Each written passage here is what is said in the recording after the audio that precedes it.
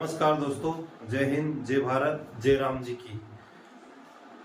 आज मैं एक वीडियो लेके आया हूँ, बहुत अच्छा वीडियो लेके आया हूँ। इसमें वो पेरेंट्स जरूर देखें जो जिसका बच्चा नवोदय विद्यालय में सिलेक्ट नहीं हुआ है, और जिसका हो गया है वो भी देखें कि जो मैं इसमें कुछ फुलफिल कर रहा हूँ इस इंफॉर्मेशन का, ताकि आपको भी अच्छा लगे और आप भी की कोई गलती करने से बच जाए। तो आज आज मेन टॉपिक है कि आपका बच्चा अभी आपको बड़ा दुख हुआ होगा कि यार हमारा बच्चा नवोदय विद्यालय में सिलेक्ट नहीं हुआ है, फेल हो गया है। लोगों की टेंडेंसी यही है कि यदि congratulation you are provisionally selected in main list, ऐसा यदि शब्द लिखा हुआ आ गया तो सभी को ये लग रहा है कि हमारा बच्चा सिलेक्ट हो गया है। इसके ऊपर भी मैं एक वीडियो लेके आ रहा हूँ कि congratulation you are provisionally selected. इसका मतलब ये नहीं कि आप नवोदय विद्यालय में आपका बच्चा सिलेक्ट हो गया है। इसके ऊपर भी एक वीडियो लेके आ रहा हूँ इसके बाद में। और दूसरा ये लिखा हुआ आ रहा है कि sorry sorry sorry not consider in main list, you are not consider in main list, ऐसा लिखा हुआ आ रहा है। तो आप ये भी ना सोचे कि मेरा बच्चा रेड लाइन से लिखा हुआ आ गया कि sorry not consider in main select main list, तो मेरे बच्चे का नवोदय विद्यालय में सिलेक्शन नहीं होगा। ये आप छोड़ दें। आपका बच्चा यदि 1 नंबर 2 नंबर से रुका है या कुछ कारणवश रुका है तो जरूर आपका बच्चा नवोदय विद्यालय में सिलेक्ट होगा, ये मेरी गारंटी है। भले ही नोट कंसिडर लिखा हुआ आ गया कि सॉरी नोट कंसिडर इन में सिलेक्ट मेन लिस्ट, तो कोई बात नहीं, आपका बच्चा जरूर होगा यदि आपका बच्चे का अच्छा पेपर गया है। तो आज मैं एक मेन टॉपिक लेके आ रहा हूँ, उस पर हम चर्चा करते हैं, बात करते हैं। तो आइए मैं आपका फोकस करता हूँ कि किस कारण से आपके बच्चों का नहीं हो पाया एडमिशन। अभी एडमिशन नहीं हो पाया है आपके बच्चे का, तो मैं जिन बच्चों ने अच्छे मार्क्स से लेके आ रहे हैं और कुछ पेरेंट्स को उम्मीद है, कुछ बच्चों को उम्मीद है यार कि मेरे से कमजोर बच्चा पास हो गया है, मेरे से जो बहुत ही ज्यादा वीक था वो बच्चा पास हो गया है, और जो अच्छा बच्चा टैलेंटेड पढ़ने वाला था, कुछ कोचिंग वाले भी एनालिसिस कर रहे हैं कि यार बच्चा पास क्यों नहीं हो पाया, क्लास में तो टॉपर। मेरी खुद की क्लास में से 31 बच्चे पास हुए हैं, उसमें से कुछ 15 बच्चे ऐसे रह गए हैं, कुछ 15 बच्चे कुछ ऐसे रह गए हैं कि जो मेरी लिस्ट में वो 15 बच्चों का जरूर सिलेक्शन होना था, पर मैंने भी इस पर एनालिसिस करा कि वो बच्चे क्यों रह गए, वो बच्चे किस कारण से रह गए। तो हम उस बात पे चलते हैं।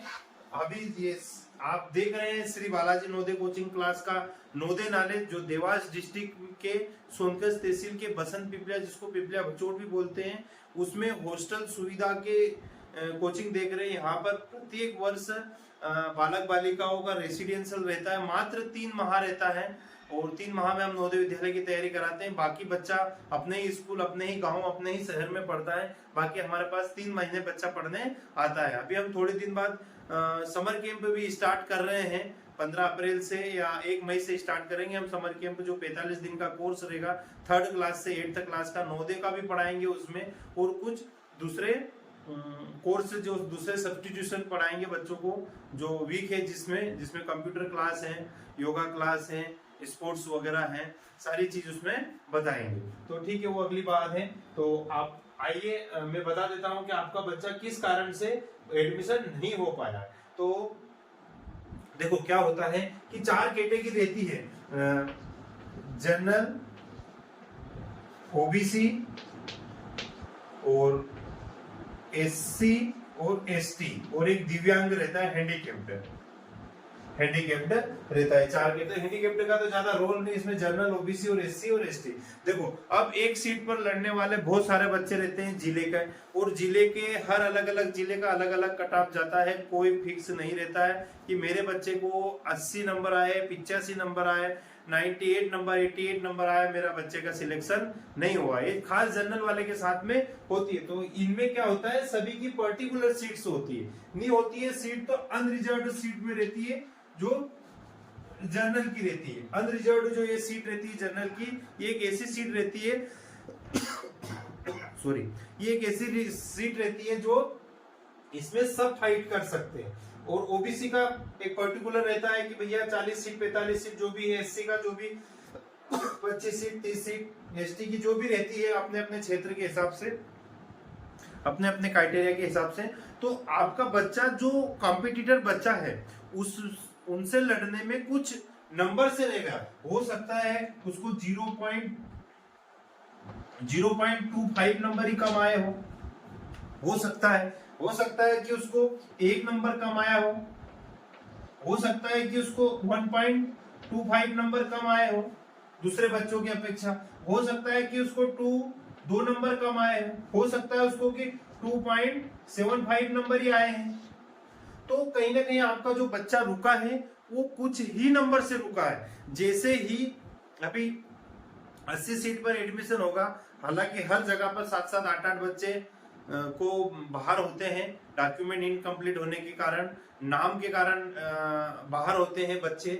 तो उन बच्चों का जैसे ही नाम आउट होगा वैसे ही जो सेकेंड लिस्ट निकलेगी वैसे ही आपके बच्चे का सिलेक्शन हो जाएगा। उन पेरेंट्स के लिए हैं जिनका बच्चा 1-1 2-2 मार्क्स से रुक गया है, उन बच्चों का सिलेक्शन 100% होगा। और सभी कैटेगरी में 1-1 2-2 4-4 बच्चे, 2-2 3-3 1-1 2-2 बच्चे बाहर होंगे ही सही 80 सीट में से, क्योंकि डॉक्यूमेंट इनकम्प्लीट, नाम अलग है, जो कभी एडमिट कार्ड में नाम कुछ आ रहा है, स्कूल में नाम कुछ अलग आ रहा है, तो नवोदय विद्यालय वाले कंसिडर नहीं करते। तो आप किस कारण से, और दूसरा बहुत सारे कारण हो सकते हैं कि हो सकता है कि आपके यहाँ की लिस्ट ज्यादा हाई गई हो, है ना, तो आप तनिक भी चिंता ना करें, कहीं ना कहीं आपका बच्चा का वेटिंग में आ जाएगा। और वेटिंग आने में भी 1.5 से 2 महीने लगेंगे। जितना अभी एग्जाम के रिजल्ट आने में जो समय लगा है उतना ही वेटिंग लिस्ट में आने में टाइम लगेगा। तो जैसे ओबीसी का बच्चा, ओबीसी का जो क्राइटेरिया था फुलफिल वो हो गया। अब इसमें गर्ल्स भी लड़ेंगी, बॉयज भी लड़ेंगे, और यहाँ पर जनरल में भी था गर्ल्स भी लड़ेगी, बॉयज भी लड़ेंगे, तो 2-2 4-4 5-5 सीट आती है।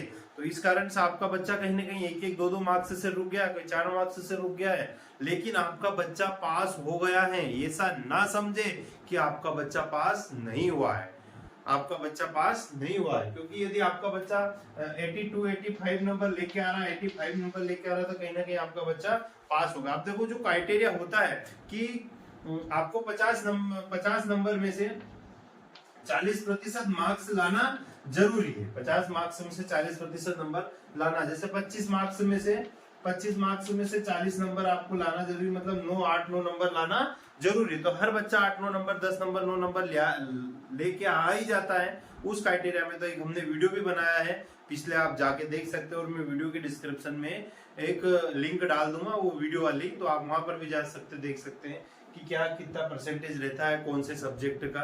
तो थैंक यू वेरी मच। आप कदापि ना सोचे कि हमारा बच्चा नवोदय विद्यालय में 80 सीट की 80 बच्चों की सीट में नहीं आया तो वो फेल हो गया। कहीं ना कहीं बच्चा आपका मेहनत करिए, आपके बच्चे ने वो मेहनत जरूर जीवन में काम आएगी।